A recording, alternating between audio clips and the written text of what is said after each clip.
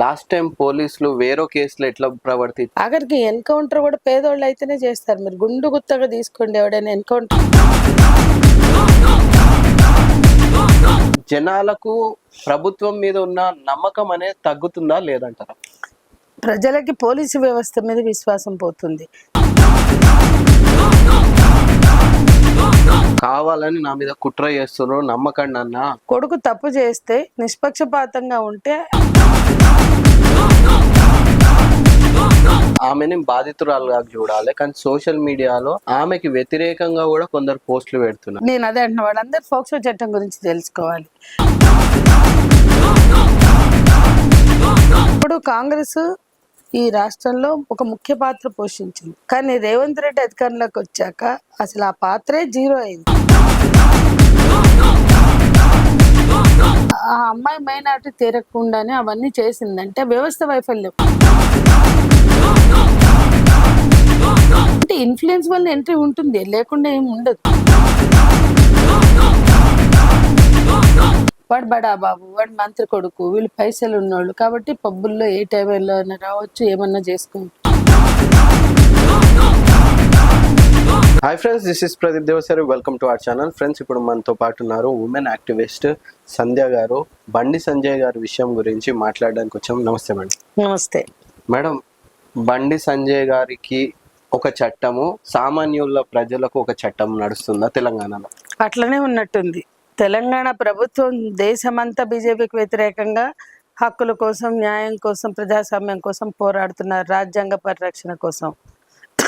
కానీ ఇక్కడికి వచ్చే వరకు అన్ని ఉల్లంఘనలే జరుగుతుంది.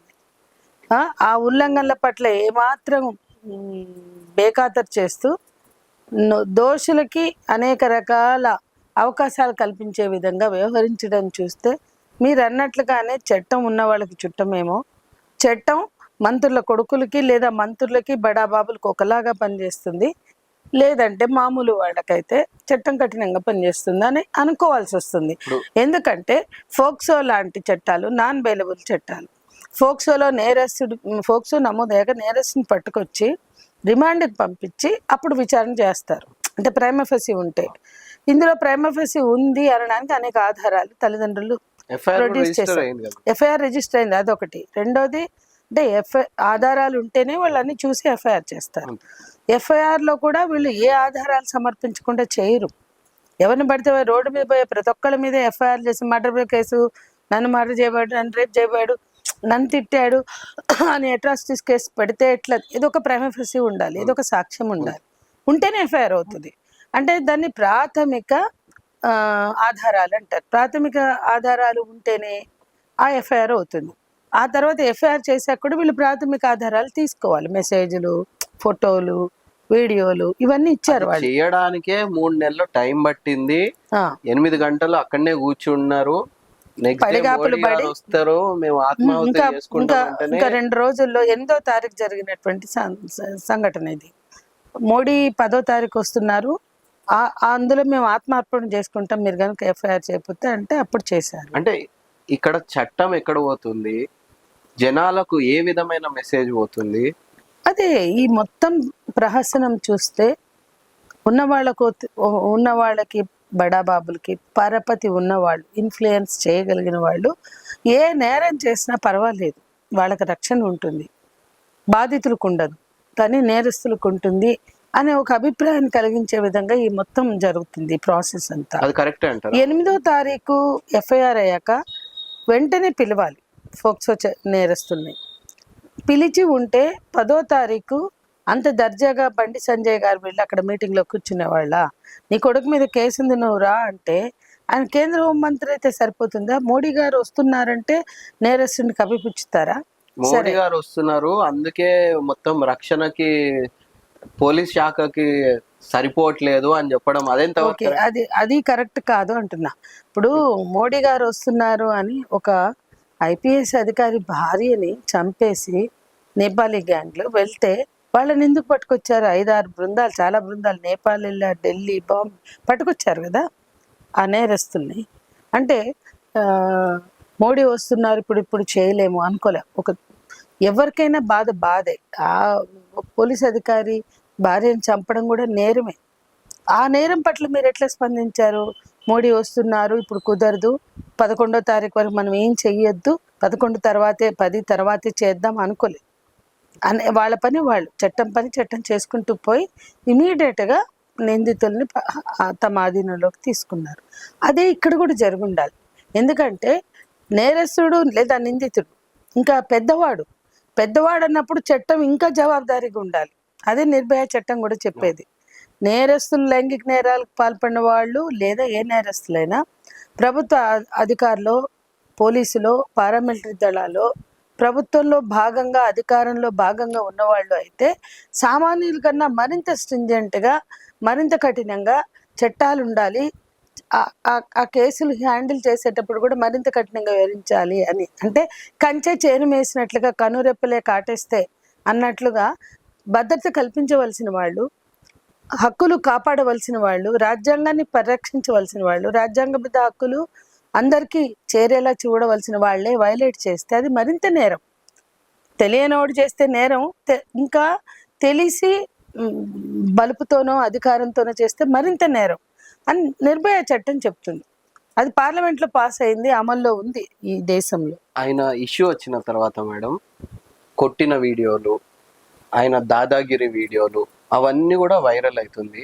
సో ఇవన్నీ చూసిన దాని తర్వాత తెలంగాణ సమాజానికి ఇట్లాంటి ఆయనకి ఇంకా తెలంగాణ గవర్నమెంట్ ఎందుకు సపోర్ట్ చేస్తుంది, రేవంత్ రెడ్డి ఏం చేస్తున్నాడు, పక్కనే కూర్చోబెట్టి మాట్లాడిండు అంటే జనాలకు ప్రభుత్వం మీద ఉన్న నమ్మకం అనేది తగ్గుతుందా లేదంటారా? ప్రజలకి పోలీసు వ్యవస్థ మీద విశ్వాసం పోతుంది.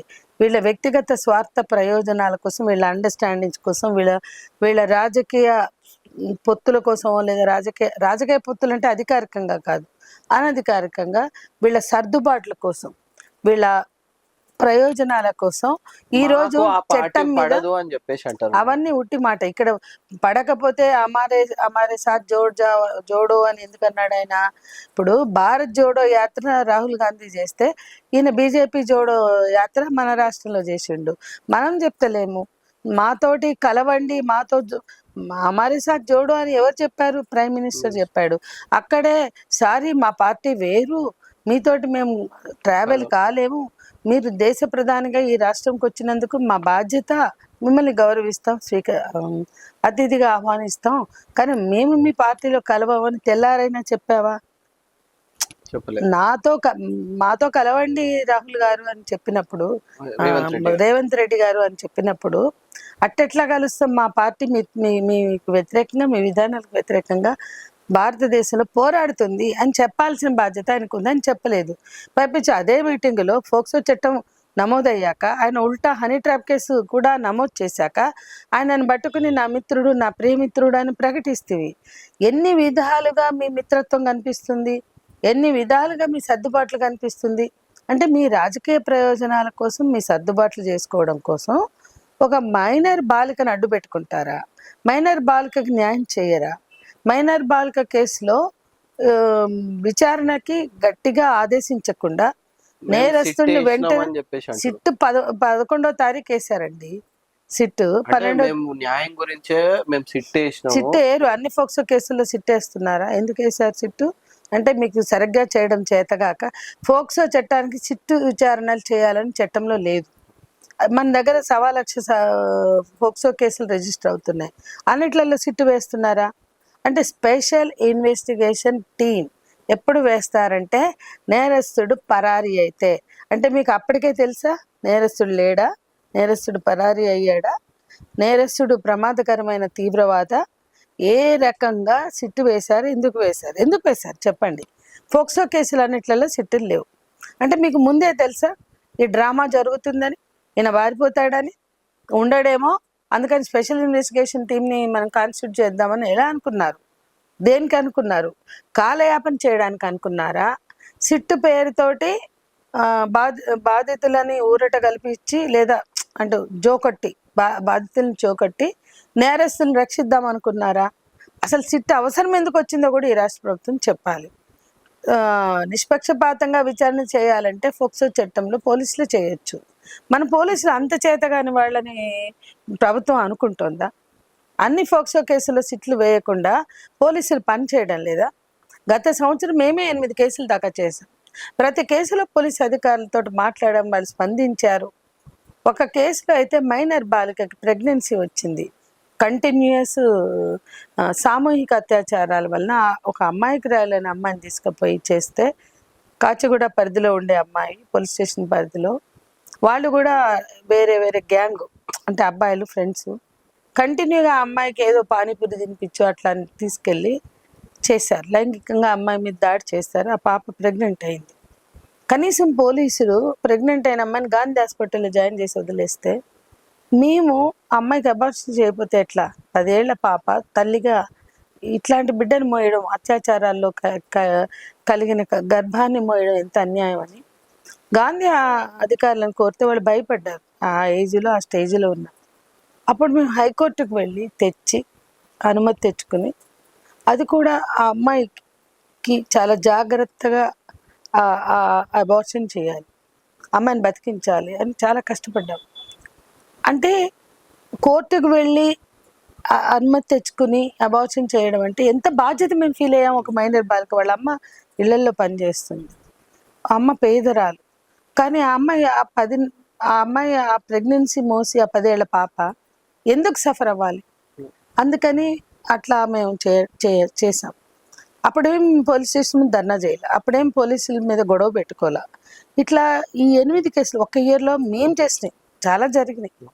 8 కేసుల్లో కూడా పోలీసులతో మీరు కేసు గట్టిగా ఎందుకు నమోదు చేయరు, మీరు ఎందుకు ఛార్జ్షీట్లు సక్రమంగా వేయరు, ఎందుకు బాధితులు సరిగ్గా ట్రీట్ చేయరు, ఎందుకు వాళ్ళకి రక్షణ కల్పించరు, ఇటువంటి ప్రశ్నలు వేశాం. కానీ పోలీస్ స్టేషన్ ముందు ధర్నా చేయాలి. కానీ నిన్న పేట్ బషీర్బాగ్ పోలీస్ స్టేషన్ ముందు ధర్నా చేశాం. ఎందుకు అంటే ఈరోజు విచారణకు వస్తుంది మా ఇంటీరియం బెయిల్ గురించి. సో మధ్యంతర ఉత్తర్వులు కోరుతున్నటువంటి బండి భగీరథ్కి అబ్జెక్షన్ పెట్టవలసిన బాధ్యత పోలీసులదే. అది పేట్ బషీర్బాగ్ పోలీసులదే. పేట్ బషీర్బాగ్ పోలీసులు సిట్టు వేశారు కదా, మాకెందుకు అని ఆమె మీద వదిలేస్తే రితిరాజ్ గైక్వాడ్ ఆమె అప్పుడే తీసుకుంది, నోటీస్ ఇచ్చింది. ఆమె ఎదురు చూస్తుంది, వస్తాడా రాడా, వస్తాడా రాడా. కానీ ఆమె కూడా రాలే పోలీస్ స్టేషన్ కి. ఫోక్సోలో నోటీసులు ఇవ్వచ్చా? ఫోక్సో నోటీసులు ఇచ్చేది కాదు, స్టేషన్ బెయిల్ ఉన్న కేసుల్లోనే నోటీసులు ఇస్తారు ఏవైనా. కానీ 41 అయినా, 41 BC, 35 ఏవైనా. కానీ ఇందులో నోటీసులు ఇవ్వడమే తప్పు. సరే ఇచ్చారు, అతను రాలేదు, మా కొడుకు పరారీలో లేడు, మా కొడుకు నిరపరాధిగా తేల్తాడు అన్నప్పుడు ఒక IPS మహిళా అధికారి పిలిచింది కదా, ఎందుకు రాలేదు నిన్న? పైగా మెయిల్ పంపాడు. ఈ మెయిల్ పెట్టే ఫెసిలిటీ అందరికీ ఉంటుందా? మెయిల్ ఎట్లా పెడతాడు? ఇవాళ 1,00,000 క్రిమినల్ కేసుల్లో, నాన్ బెయిలబుల్ ఎఫెన్స్ ఉన్న కేసుల్లో, లైక్ ఫోక్సో అదర్ కేసుల్లో, మర్డర్ అటెంప్ట్, మర్డర్, వాటిల్లో కూడా ఇలాగ మెయిల్ పంపిస్తే ఊరుకుంటారా? ఇది కూడా సివియర్ కేసే కదా, క్రిమినల్ కేసు. అంటే ఇప్పుడు నాన్ బెయిలబుల్ కేసు. నెక్స్ట్ వాళ్ళకు కూడా సేమ్ ప్రాసెస్ అనేది ఉంటుంది కదా మేడం? అవునండి. ఇప్పుడు వీళ్ళు మెయిల్ పంపారు, అది మీడియాలో వచ్చింది. రేపు ఇంకొక అపరాధి లేదా ఇంకొక నిందితుడు రమ్మంటే మాకు టైం కావాలి అని బెయిల్ వచ్చే వరకు టైం పాస్ చేస్తాడు. ఇదేనా సిస్టమ్ అంటే, ఇదేనా విధానం అంటే, ఇదేనా చట్టం అమలు చేయడం అంటే అనేది మేము ప్రశ్నిస్తాం. ఇప్పుడు కేంద్ర మంత్రి కొడుకు కనబడకపోతే మిస్సింగ్ కంప్లైంట్ కూడా ఎక్కడ లేదు, ఎందుకు లేదు అంటున్నారు. మిస్సింగ్ కంప్లైంట్ ఉండాలి అంటే పోలీసులకు తెలిసేమో ఆయన ఎక్కడున్నాడో, ఆయన ఉన్నాడని నమ్మకం ఉందేమో. మిస్సింగ్ కేసు తండ్రే ఇవ్వాలి, మా కొడుకు కనిపించట్లేదంటే. ఆయనకి ఎంత మాత్రమో తెలియకపోతే నా కొడుకు ఎక్కడ పోయాడో అని అనేవాడు కదా. వాళ్ళే తప్పించారేమో. అసలు నువ్వు భయపడనప్పుడు, నిరపరాధి అన్నప్పుడు, ఏ తప్పు చేయలేదన్నప్పుడు మీరు కోర్టుకి ఎందుకు రారు, పోలీస్ స్టేషన్కి ఎందుకు రారు? కావాలని నా మీద కుట్ర చేస్తున్నారు, నమ్మకండి అన్న, నా కొడుకు మీద ఎన్నో పెట్టేసి నన్ను ఇట్లా తగ్గియాలని చూస్తున్నారు అని చెప్పేసి అంటారు. నిజమే ఉండొచ్చు. అంటే ఒక కేంద్ర మంత్రి తన సొంత శక్తి సామర్థ్యాలతో పైకి వచ్చాక కొడుకు తప్పు చేస్తే నిష్పక్షపాతంగా ఉంటే ఆయనను ఎవరు దెబ్బతీయలేరు. ఆయన నిష్పక్షపాతంగా ఉండకపోతేనే దెబ్బతీసే అవకాశం ఎదుటి వాళ్ళకి ఇచ్చినట్లు. మనం అట్లా కోరుకోవట్లేదు ఆయన ఏదో దెబ్బతినాలి. బీజేపీ పార్టీ విధానాలకు వ్యతిరేకం, కానీ బండి సంజయ్ వ్యక్తిగతంగా మనం వ్యతిరేకం కాదు. అలాంటప్పుడు ఆయన దెబ్బతీసేటువంటి అవసరం ఎవరికి ఉంటుంది అంటే బీఆర్ఎస్ లాంటి పార్టీకి ఉంటుందని వాళ్ళు భావించవచ్చు. మీ రాజకీయమైన కోణంలోంచి చూడడమే కానీ బాధితురాలు కోణం ఎక్కడ పోయింది?